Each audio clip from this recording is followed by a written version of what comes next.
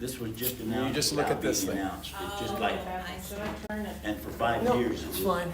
No. I've Good got you morning. fairly well Let centered. me go ahead and start. You all that are here on time, I want to honor that. And for the Zoom people, welcome. Glad you're here. I hope you can hear me. But if you can't hear me, I hope you can at least see. Last June, I had the opportunity to go to Greece.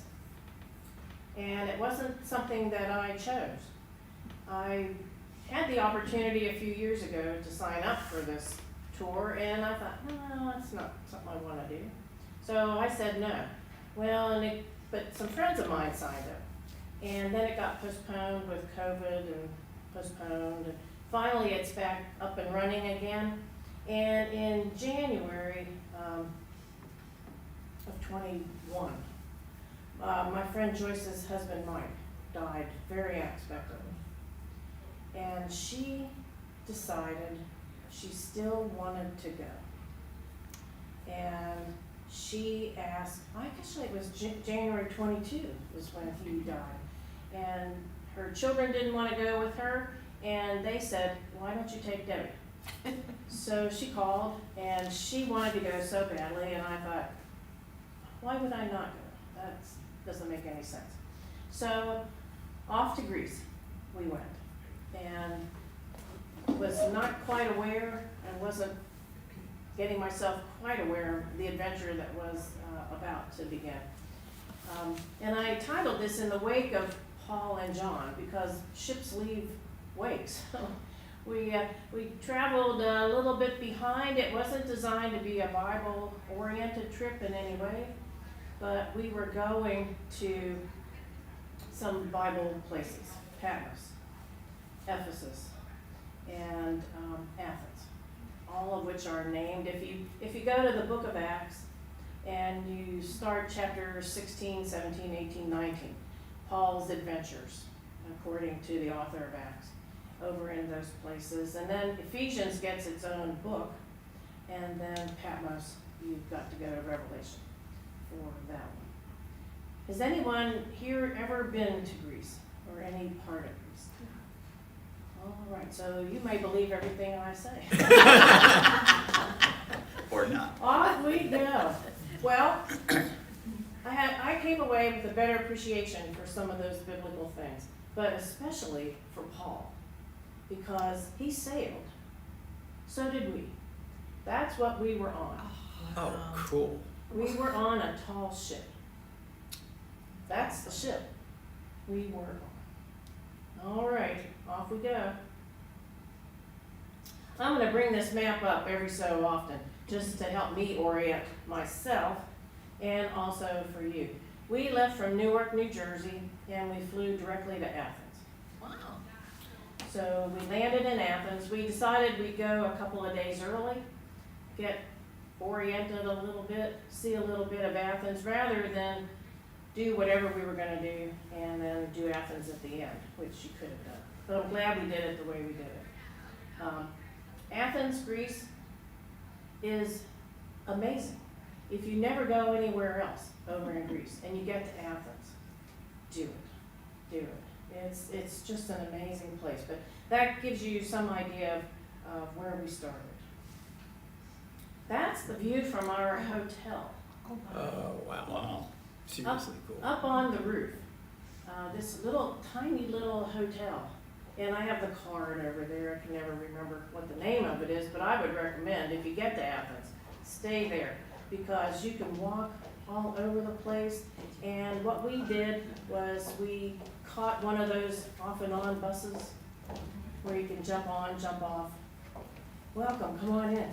And just ride around on the bus so you get a feel for some of these things. We had already decided Acropolis, yes.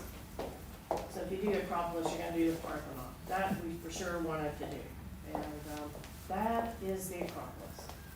The view from our hotel.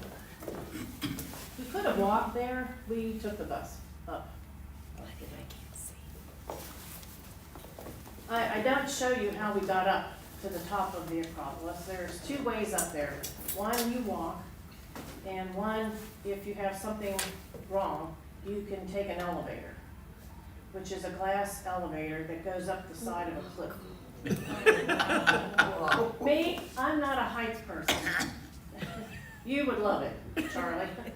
Me, I looked at that thing and I went, I have to crawl on my hands and knees.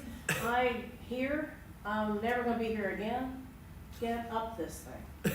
And it's not like going sightseeing in the United States where you're very well protected for the most part. Not here. If you're gonna fall, you're gonna fall. And when you get up there, as you can see, this is what the top of it looks like. It's not level by any stretch of the imagination. So if you do get there, make sure you wear good shoes. And we watch people fall up there. I mean, it's rugged. It's a little rugged place to walk. They're working on the Parthenon constantly. Oh, there's your iPhone. Yeah, that's what happened last week. Just Yeah. click out and click back. You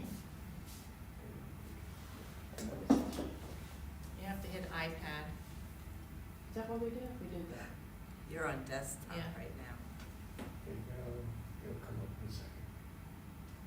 There it is. Yeah, we've done this a couple of times today. I'm not fast enough. Hit the, is that a touch screen where you hit the, Yeah. Oh, Yeah, 781. Okay, we'll be back here. Be back in a second. Sorry, There you go. we're still up there.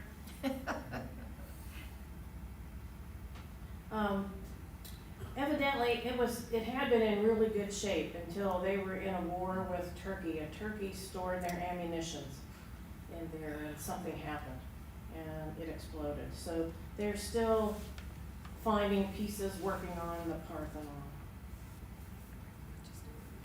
That's the view from up there. You're looking at Athens. It's, if I were to describe anything about Greece, I would say the colors blue and white. You go to Ireland, you have 40 shades of green. White and blue in Greece. One of the things Joyce and I decided we really wanted to do was go to this Byzantine Christian museum. Once a church educator, always a church educator. But the Greek Orthodox faith just permeates everything there. And so we wanted to go to this museum. I wish we had more time. We jumped off the bus, flew in. I think we had like 45 minutes. It's impossible to do. We just ran through there. But illuminated manuscripts, thousands of icons, which I had just been thinking about icons anyway, because I'd read an article about Andy Warhol, which I don't know if you know anything about Andy Warhol, but he was Orthodox by faith. And they really talk about all of his portraits of people as a form of iconography. And if you think about iconography and you look at Andy Warhol's work, you'll see it. You'll see it. The eyes, the positions of the face, the hands. He knew what he was doing. We walked by a building that was the Parliament. And this is their version of the changing of the guards. So that is the Greek outfit, the changing of the guards. And one thing I neglected to do that I should have done, I didn't go back and study my Greek alphabet again. There was a time when I knew it, but I didn't. So I was like, oh gosh, what is that, a letter? That's, couldn't do it. We could have translated some things, but no, I didn't do that. And eventually our stay in Athens is over, and we head to the port to get on our ship, the Star Flyer. Ready or not, here we go. Easy to get on at the port. Oh. But this is what you see all the time. Yep. I mean, it's bluer than, it's hard to look at blue, which, the first place I saw that hard to look at blue was the Texas bluebonnets, which is, it's a stunning blue. but this is blue. This is definitely blue. Beautiful, peaceful, a lovely, lovely trip. So from Athens now, we are going to go, I'm gonna step over here. I just don't take this trail being literally how we did it. I have no idea how we did it. But we're going from Athens. We go through the Samos Pass to Kusadasi. And Kusadasi is in, this says Turkey. We were informed it is now Turkey is what they're officially going by. And that's spelled sort of right, but there should be a, I don't know what that's called, 2 dots. Turkey is now the official name, which is where Ephesus was. Now, if you look at that, you can see this everywhere. Ephesus at the time of Paul was a huge seaport. It is not anymore. There's no water connected to it at all. It's all landlocked. It just kept filling up with silt and silt over centuries, and there is no seaport whatsoever now in Ephesus. But stunning.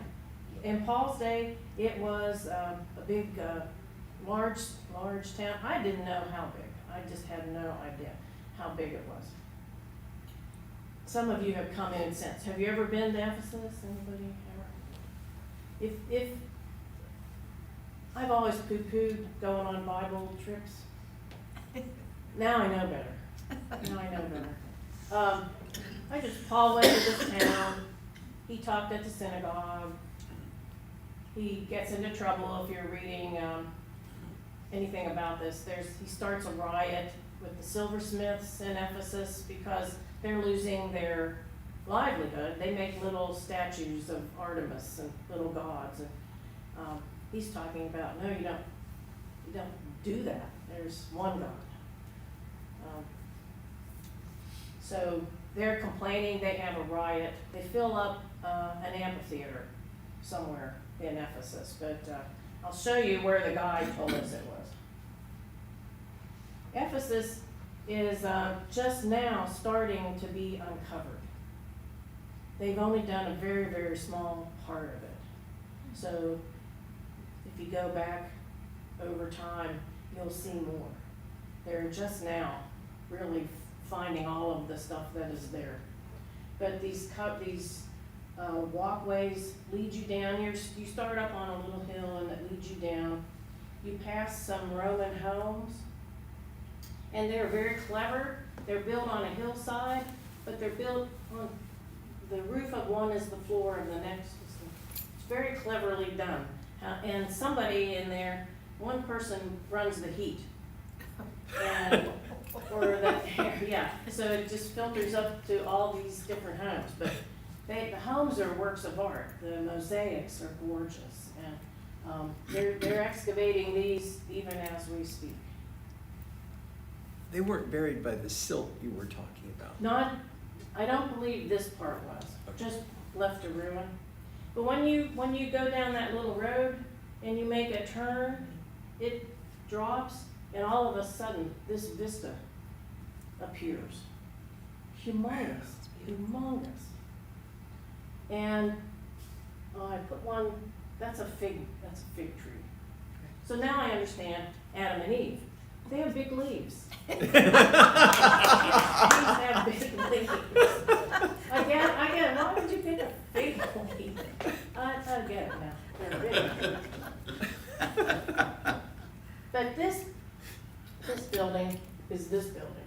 And all you got's the facade and part of the back. That's the library for this city. Huge. Paul doesn't walk into a little town. Paul's in a metropolitan. There's a word there. It's a huge place. And along this road would have been shops. So the silversmiths would have had shops, or however many shops along the way.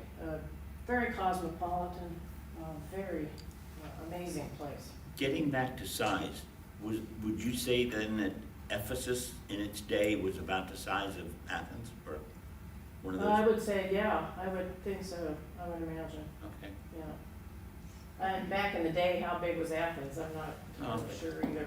But this would have been a very large, I mean, goodness. But I don't see the Mediterranean, You can't see it from here. even from here. Yeah, you can't Okay. see it, yeah. But there's no seaport at all in this place anymore.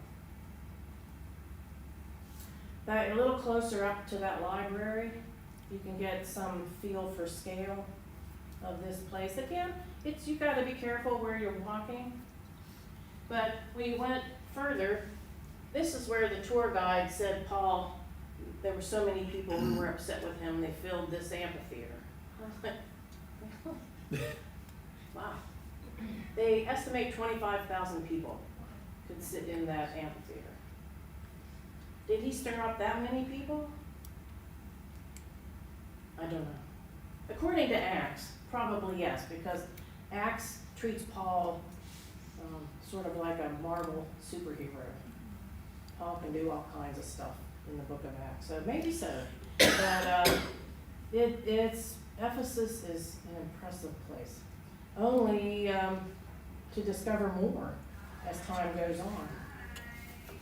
So we leave Kusadasi, and now we are headed to Kusadasi. We are headed to Patmos, little island Patmos. And Patmos is known for Revelation, where John was exiled to the island of Patmos, and where John wrote the book of Revelation. Now, when you go there, any John you might know who's mentioned in the Bible is the same John. They have them all together. Gospel writer John, Revelation writer John, first three letters, John 1, 2, 3, all John. Biblical scholars would probably go, I don't think so. A school of John, a school of his spot, probably yes. Probably the same guy, probably not. But in their mind, it's the same guy. So, here's Patmos. We're heading to Patmos. These are rugged places. They're these islands are cool. They're really cool. There's that blue water again. This is the cave where they believe John wrote the book of Revelation. And in this cave, you can see the rock where they believe he used as a pillow. There's also the rock where they believe he actually wrote it on. I don't know how he saw anything, and there was dark in there. But Well, he might have had a candle. I think he would have had to have had to. But further on in the cave is an Orthodox chapel, a worship place. And we tried everywhere we could. If we saw a chapel, church, we'd try the door. If we could get in, we went in. Because the Orthodox, if you've ever been to an Orthodox church over here, not like upstairs. Gorgeous. And there are frescoes all over the place. Now, I'm not exactly sure, you can't see the whole thing, but this guy is also head first down in the water. But I'm not sure who he is. Sometimes we try to figure out what the story was, but we often had to give up. The color in Greece is just stunning. The plants, I don't know if that's bougainvillea. In my head, that's what I called it. I don't know what that vining tree is, but it's just so bright. But to my thrill, there are cats everywhere. Everywhere. You couldn't go anywhere without seeing a cat. They don't care about you. They run Greece. I mean, Athens, islands, everywhere. You don't often see any dogs. Evidently, they've worked on controlling the dog population. Spay, neuter, all that kind of good stuff. Cats, not yet, but every kind of cat you can think of. You're eating in a restaurant, cats around your legs. Really? I love, oh yeah, they're everywhere. They're everywhere. They roam freely. And there's little bowls you'll see in the shops, little bowls of water and little bowls of food, or they take care of the cats that roam freely. I loved it. I loved it. Now, here's a close-up of this mosaic that's up in here. We were guessing, maybe, if I studied my Greek alphabet again, I probably could tell you. Could be possibly Paul generally is shown bald, and maybe Peter holding the church. I don't know. I'm totally wrong about that, but that's what we were guessing. So now we're going to leave the island of Patmos, and this is what you can see when you're on Patmos looking out, is back down to that blue, and then at night, I just had to put that in. When you're on the ship at night and you're just, I don't know what you do when you're just sitting there, and the sails are down, and what you could see is just stunning. And I had trouble seeing it, but again, my fear of heights, I couldn't lean way over the ship. But there were dolphins that were all around us one night. Everybody could see them. I was like, well, yeah, I hear it is it hits me every time. But gorgeous, gorgeous. Oops. There you go again. Just hit the share. I'm sorry, we're doing this again. Yep. Talk among yourselves. Or ask me a question. Okay. Oh, I'm up here. Huh. It doesn't seem like this is something you'll want it to do every time. No. We'll work it I'm out. glad am I a test case on? 3860. I changed.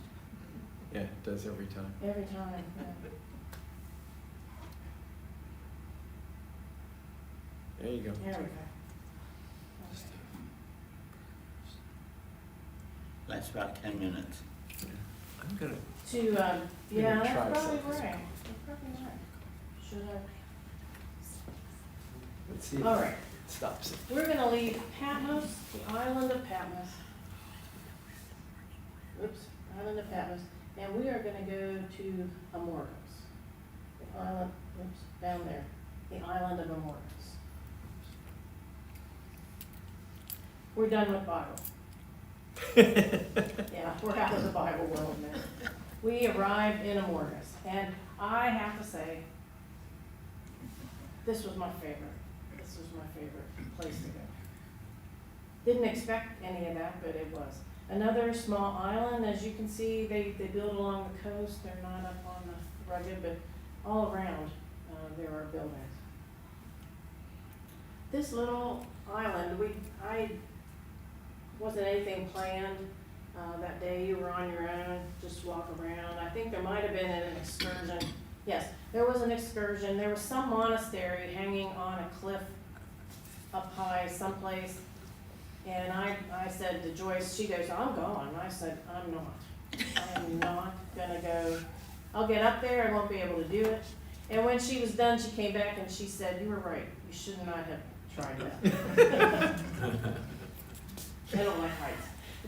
I knew I wouldn't hang off a cliff in a monastery, no. So I walked around the island, and it was just breathtaking. It was peaceful, it was calm. You saw people, but not lots of people. Walked around little streets, just kind of wandered. I figured I couldn't get too lost. I'm on this little island. I'll figure out somehow to get back there. But the colors, just gorgeous, just gorgeous. And this is what you can see from this little island if you go up higher. See, you're not afraid of heights. Well, it was on the ground. On the ground. High ground's okay, huh? I wasn't feeling like I'm gonna just fall off. No, it was okay. But on this one little walkway, there were there were goats down below, they were all in the shade. There was a donkey down there, cats, lots of cats. And I got another fig tree, but this time with a fig on it. So, all those Bible stories about Jesus cursing fig trees and trees that don't bear fruit or that do bear fruit. They're just, those trees, the olive trees, just all over the place. But lovely day. It was probably about 80. Not bad. It was just beautiful. I found a little bookstore, so I went to the bookstore, talked to the woman in there. We talked about Harry Potter, of all things. Books in Greek, but not all in Greek. But there's a little book over there I bought about Greek gods and goddesses. I do them like I do kings and queens of England. I cannot keep them straight. Who's who, what did they do, whose child was whose, and so I bought a book and worked my way through that little book of Greek gods and goddesses. And just walking down by somebody's window, I'm a doll collector, just random window, there's a doll with a tin thing of pine cones and a thing of Ajax. I was like, oh, it's art. And there's some little guy sitting down there too. I thought, yeah, I'm glad these people didn't see me taking a picture of me inside their window. But while walking further down, you could see the ship between the trees. So it wasn't too far from where we were going. And in one of these slides, I'll show you how we get from there to here. Big church in Amorgos was sitting there. Of course, I went up to that. It was locked. So I thought, what happens if I just put my camera at the glass window and take a picture? That's what happens. That's a good picture. They're just Good phenomenal places. Very important to them, their Greek Orthodox faith. And the buildings are so whitewashed, it's so bright. Between that and that sky and then occasional flowers, there's all kinds of different flowers around. Just a gorgeous place for color. And this was the single best crepe I've ever had in my life. Yes, sir. I was gonna ask you, what's the food there, Deb? The food was wonderful. If you don't do anything in Athens but eat, you will be fine. It was fabulous food. I mean, you can get just about anything you want, but tzatziki was my new favorite. We were told tzatziki is like Greek ketchup. You put it on everything. It's got a yogurt and dill, and it's really, really good if you do put it on everything. Had really good grape leaves that were filled with something. I've had some of those that I thought, I'm gonna try it, but I didn't like what I had before. This was good. And there's a place in Athens within walking distance of our hotel called the Plaka, which is just shop. Oh, on streets. You could get lost in that little place, but Lois, you would have. The Plaka was an amazing little shopping center, but little restaurants, we just walk and go, oh, we should probably eat. Okay, let's just stop. We didn't know anything, was it good or not? Wonderful food, Greek food. There's a Greek restaurant here in town I haven't been yet. I've been hesitant to try. I think it's over where Sorrento's. Somebody told me there's a Simply Greek. Simply Greek. Simply Greek. Yeah. I need to go try that, but tzatziki, really good. Yeah, they have good tzatziki there. Do they? It's good. It's good stuff. And I think you can make it, but I sure can't be what they do. Amorgos, my favorite of the islands that I've been to so far. We left from there, and now we go to Mykonos. My least favorite. Now, if you go on a cruise to Greece, you will likely go to Mykonos or a place called Santorini. Yeah, where's that? I don't know exactly where it is on here. It wasn't on this map. Those are the tourist stops. Mykonos, Santorini. That's where everybody goes. So I was so glad I had the Amorgos experience. I felt like Amorgos showed me Greece. I really saw Greece at that one. Okay, we're headed to Mykonos. I said I'd tell you how we get from the ship to where we're going. It's that little thing. These little tenders. I just had to you gonna do it?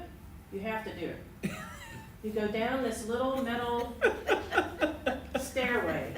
You go down, it's moving. You go down this little metal stairway, down to a little platform. And then depending on the sea, that tender could be here, could be over here. Now it's over here, it's over here. And you have to get from there to there. And these poor guys, this poor crew, are trying so hard to get us from here to there. This day, that looks like the same water I've been showing you. It was not. It was not. And you got one leg out here, they've got your arm, and you have to go and jump and just hope you're gonna get in that sucker. You weren't with us when we did the Baltic cruise years ago. No. And we went to Sweden. It was the same kind of thing. And we only go from the ship into the shore was like maybe a mile, but it could have been 100. Oh, I'm telling you, that was an adventure. But you're on it now, and you're gonna go to Mykonos. Getting off was no big deal. You get off on a dock. Getting on that thing. Mykonos is famous for these windmills. That's a big tourist place. But as you can see, for the first time, you have people. And every big cruise ship is sitting out there, and these people are coming in, and coming in, and coming in. You couldn't go anywhere without bumping into people. It was so unlike Amorgos, where I walked and walked a lot, and just, it was so peaceful that, no, not here. But you still have the white buildings, the blue sky, and we ate. We all went to school together. Me, my friend Joyce, and my friend Priscilla. We were all classmates together. We did a lot of eating. Now we have to get back on that ship. Honest to Pete. Yeah. I'm telling you. Yeah. And well, they're pulling you and you're trying, yeah. Is it a rope Yeah. ladder? No, it's a metal ladder, but it's moving and you're moving. And they're trying so hard to keep that thing close so they can grab you. But once they grab you, you gotta go. You gotta. So I don't know, I did something, scraped my shin. Well, by the time I got up there, we were supposed to go to Delos after that afternoon. And I went, there's no way I'm doing that again. I'm not doing that again. So we sat on deck and just relaxed, watched them work on a sail with this humongous sewing machine. That's got a long. Yeah. But it was lovely not to get back on that thing. Some people did. They did it, and what did you see? Well, it was a lot of ruins. I went, okay. I'm pretty glad I just didn't do that again.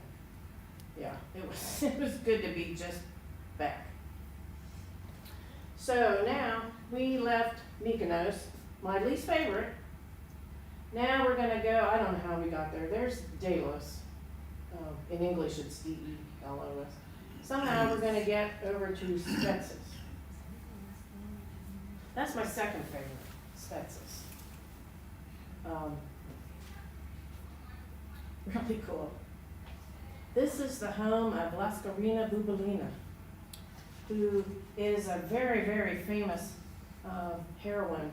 She piloted her own ship. She was a navigator. Was very instrumental in helping Greece get their independence in 1812. So she is highly revered. Las Galina Bubalina. And this is her home, which we're touring. And this is Bubalina, in case you're in Greek. We're gonna tour her home. It's now a museum. That's the house. And that doesn't look bad. It was like straight up with no railing. I mean, there's a tiny thing, like way down here, which was sort of helpful, but again, I'm gonna do this, I'm only gonna be here once, I'm gonna do this. So, got up there, lovely home. Mascarina Bubalina was very wealthy. She had a very well-to-do woman. So we toured her home, and that's what you can see from the other side of her porch, looking out. And this guy up here is a great-great-grandson or somebody. He's running the museum now. Very nice, very nice. That's one of the ceilings in her home. I'm guessing, Cool. I can't imagine the amount of woodworking skill it would take to create something like that. Just gorgeous. And I got tons and tons of pictures of things, but I thought, let me just show you a few of the traditional Greek outfits that somebody like her would have worn. Just, they're beautiful, beautiful things. This one you see quite a bit, with all of the metal. And as we're walking around in Spetses, they told us when we got off that it's not safe to walk in Spetses, not because of what we might think of, it's not safe to walk. Everybody's on a motorbike. It's sort of like being in Pakistan. Vroom, vroom. And you take a step, vroom. It was like nobody got hit, nobody got run over, but getting a group of us from here to there was a challenge. But I thought it was even going to be worse if I was trying to do the motorbike. I just couldn't. I said, "There's no way, Jose, you're going to get a motorbike and die," because I wouldn't know what I was doing. We I don't lost think you. that was that 10 minutes. That wasn't 10 minutes. Yeah, it's actually about 10 minutes. There you go, 69:20.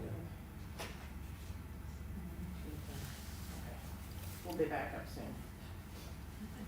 I noticed while we're walking around in Spetses, because you had to wait on these motorbikes to get going. I noticed there There you go. was so much ironwork. It was beautiful, beautiful ironwork. Of course, we are eating again. And we picked up Priscilla's sister Jackie and a woman from the ship, Elena, went with us that day. Had a good time. Spetses is known for the pebble mosaics that decorate sidewalks all around town. They're really stunning. All sea, octopus, different kinds of things that you can see.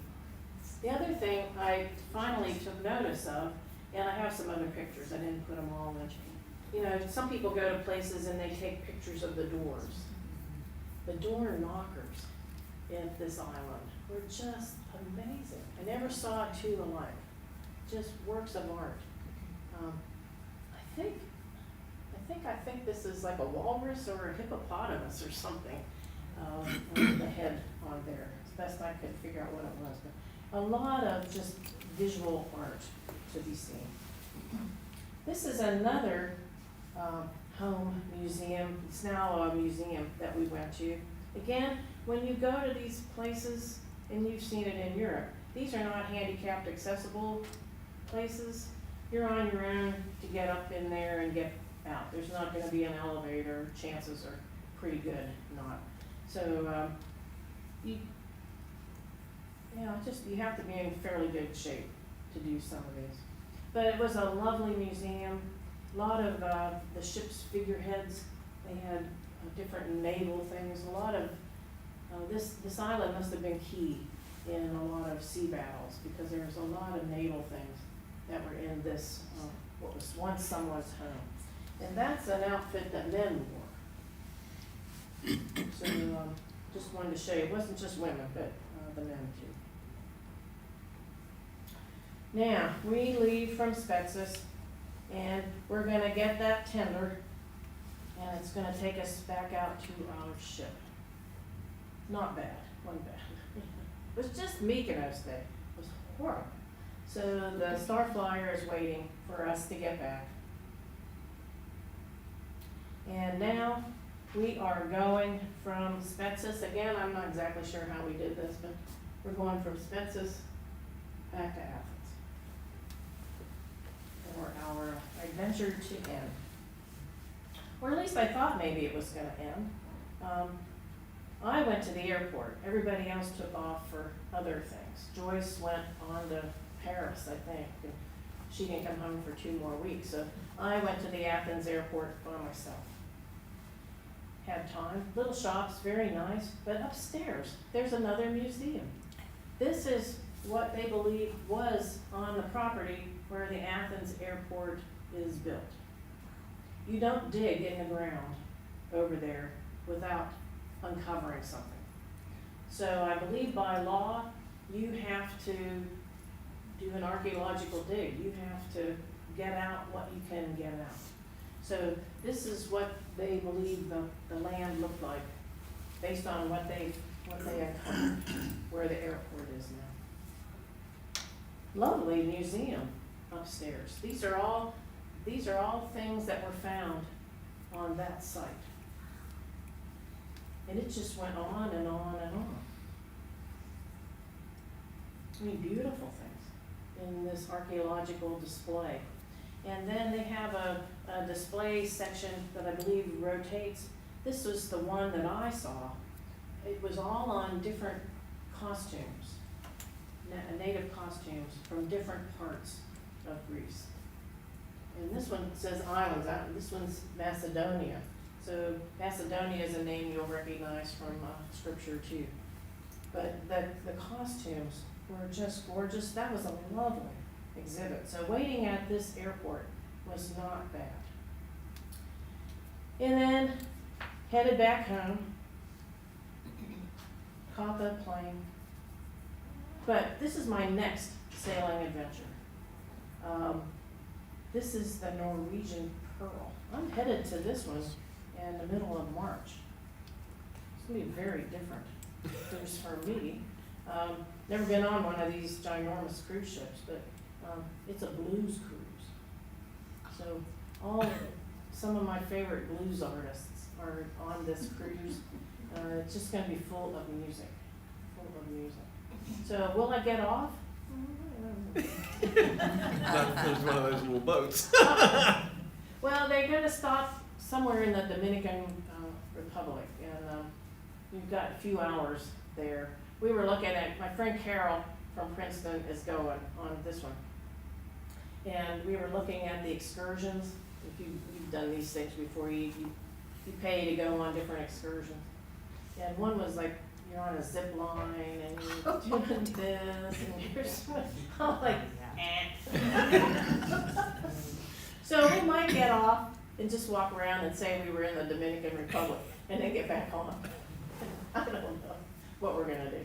But anyway, that's my next sailing adventure. I would encourage you, if you have any interest whatsoever in a tall ship, it's stunning. It's just stunning. The sails up ceremonies and sails down ceremonies, and they play this music, and it's remarkable. They showed a movie one night out up on the deck, and we just had a great time.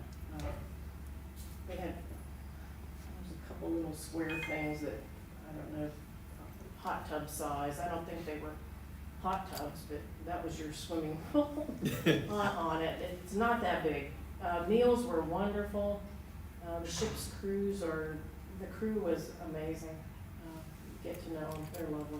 How many were on the cruise, and how big were your staterooms?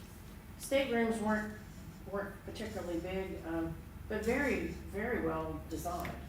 I mean, You walk in the door, you have a closet, you have a bathroom, and you come a little further, and there were 2 beds, TV up there. I mean, it's so compact, but, you know, if Joyce wanted to go from here to here, we kind of do that little dance thing, because you couldn't really pass 2, but very adequate for what we were doing.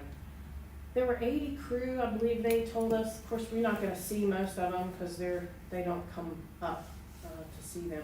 I think there were 120 of us, as I recall. People from all over the world were on this. On a tender with this gentleman from England, it was his 12th cruise with these people. And you can't even, they take one from the United States to Europe. You can cross the Atlantic in one of these. And the captain was from Austria. And he was so excited when he did his captain's farewell. He never had to use the engines. It was a successful trip for him. It was all done by sail. So he was thrilled. He was thrilled that we never had to hear the engines. So it was great. It just, never been on water's not been my thing. So I've never boated, never done things like that. But to just jump right into a tall ship was pretty remarkable. But really, only twice did I think I was getting sick. And I kind of expected I would. I just didn't know. But so I went to the office, and for some reason I didn't take anything with me, Dramamine or anything like that. And so they gave me 2 pills, and I decided I'd cut them in half. So I took a half, and it worked. It was fine. But I learned all kinds of tricks to not get seasick. They were telling me, the bartender was telling me.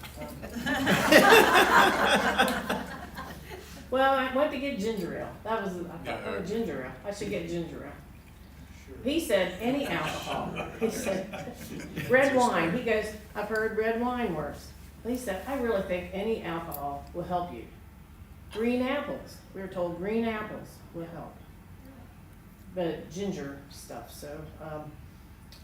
But I think what helped me the most, half a Dramamine, and then I sat up on the deck and got fresh air, and I could see the See the horizon. Yeah. Yep. And I think that was the key. So, but some people really got sick. So I was happy not to have done that. Will that happen on this one? I don't know. I don't know. No, it's too big. I'm just going for blues music. Blues or booze? No, we're not getting the drink package. We're not doing that. Yeah, I don't drink that much unless I'm with Pete. 5. Pete's my 2 for 1. Doris takes a sip and then she gives it to me. But no, we're both very excited about it. You all will remember Dion from Dion and the Belmonts. Yeah. Big blues guy. His last 2 albums, fabulous. So that was the push for me. I get to see Dion. Yeah, very fun, very fun. Well, I encourage you to go to Greece. Whatever takes you there, do it. But if you can see some of it beyond the touristy stuff, it's even better. Even better. But lovely place. Didn't see any roads. What? Didn't see any roads. Roads? I was not taking pictures of. They bussed us a few Okay. places, Thank but, you. Thank you. Yeah, we were on a bus to get to Ephesus. We had to ride a bus. Okay. Thank you, Deb. But I don't remember anything out of the ordinary in terms of traffic or anything else. It wasn't like when you're in Pakistan, you're so overwhelmed with the traffic, but I don't remember anything like that. A lot of walking. We did lots of walking. Athens is just normal. Spetses was everybody on a motorbike, and you couldn't see them around corners. You couldn't. They're all doing them. it's, I would never have tried it though, having tried it. But, yeah, it was a little tricky to walk. I understand. Are we talking Vespas or are we talking motorcycles? Vespas, which goes pretty fast anyway. Yeah, Yeah. they've improved. No, not motorcycles. So that's my adventure. Anything else I can tell you? What was it about the food that was so good? Was it because it was so fresh or so? I can't do seafood, so I didn't have any of that, but everybody remarked that that was really good. It was, I'm not sure, smoother. It was very flavorful. We Yes. talking veal or We had lamb, had a lot of lamb. We have, of course, the shish kebabs, you get those things too. You know, some of the standard things you think of. But there was a smoothness about it. Sometimes I think of things as vinegary, but there was nothing like that with what we had. And I had some pasta one night, it was wonderful. It was really, really, really wonderful. Yeah, I can't do the seafood things, but all the seafood dishes that people around me had, they were all raving about it. So I need to get to the Simply Greek and just see what happens, see if I recognize the tzatziki. I know I'll know, but that is a yogurty mix. Like as they did say, it's Greek ketchup. You put it on everything. Bread on anything. It's just good. It's just good. Yeah. And if theirs is good, then that'll be my standard of judgment. The tzatziki. Yeah. So, Thank you very much Thank you. for sharing. where's Bill?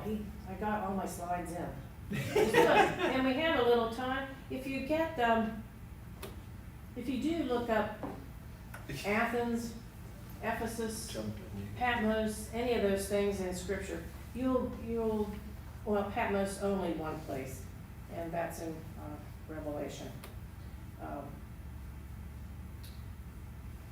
But Ephesus, the stories in Ephesus are really, really Paul's adventures according to Acts, but then the church story in Ephesians is interesting too. I'm not sure that in Ephesians Paul talks about a lot of the things that Acts talks about, but that's not uncommon. Paul wrote his story. Acts is not Paul writing. It's somebody writing about Paul. But yeah, it all happens in a short, from like chapters 17 to 19 in Acts, those adventures. But he's shipwrecked several times, and I can see that. You can see, I can't imagine what kind of ship he was on, probably nothing as big as that, but what kind of navigation equipment, using the stars and all those islands out there. It's probably pretty risky travel if you're not familiar with it. So and the weather, I can understand how you get shipwrecked in places like that. But Ephesus, if you ever read anything about Ephesus, I don't believe it was anything near where the earthquake was. I didn't hear anything about that, but they are certainly working to get that uncovered, what is there. But it stunned me how big that city was. I just wasn't prepared for that. So it was pretty amazing. I've got some stuff over there on a table. I didn't bring lots home with me on stuff, but there's a book about the ships that they gave us. You can take a look at some of those. There's a whole fleet of these ships. And if you know Brenda Easter, I think she's going on it. She was so intrigued about it. Brenda is going on a cruise in May. As far as I know, it's worked out with her daughter and her grandson. So, and she's doing some of Greece, but they're doing a lot of Turkey on hers. And we looked at pictures, and I mean, anything around that Aegean Sea is just gorgeous, gorgeous. So you'll have to talk to Brenda and see what happens. But tenders. I gotta get over this, fear of heights, but I'm Yeah. pretty sure it's too late. Thank you all so much. Thank you. Thank you. Thank you, Zoom people.